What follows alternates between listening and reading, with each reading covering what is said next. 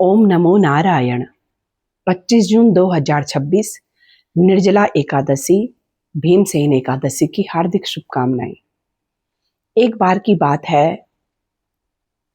युधिष्ठिर सहित पांचों पांडव बैठे हुए थे व्यास मुनि के सम्मुख। युधिष्ठिर जी ने प्रश्न पूछा व्यास जी को कि व्यास जी, आप हमें ऐसी एकादशी बताइए जिससे सारी एकादशियों का फल प्राप्त हो सके, ऐसा आप हमें ज्ञान दीजिए। व्यास जी कहते हैं कि एकादशी साल भर में 24 आती हैं और एकादशी अधिक मास में बढ़ने से 2 और 26 हो जाती हैं। भीमसेन जी ने प्रश्न किया और हाथ जोड़ के क्षमा करी कि मैं कुछ बोलना चाहता हूँ।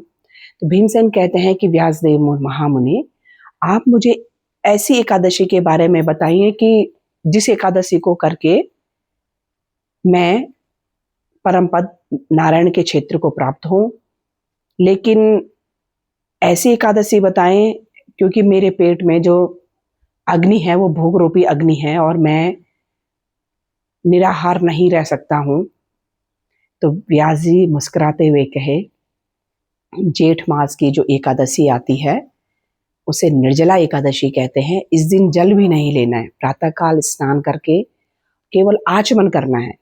आचमन करके जल जो है आचमन किया, उसके बाद दूसरा नहीं, जल पेट में जाना ही नहीं चाहिए, निर्जला रहना है, अन्न का बिल्कुल सेवन नहीं करना है। तो भीमसेन ने कहा कि हाँ, एक एकादशी मैं ये कर सकता हूँ। अतः आज की जो एकादशी है वो भीमसेन एकादशी के नाम से प्रसिद्ध है।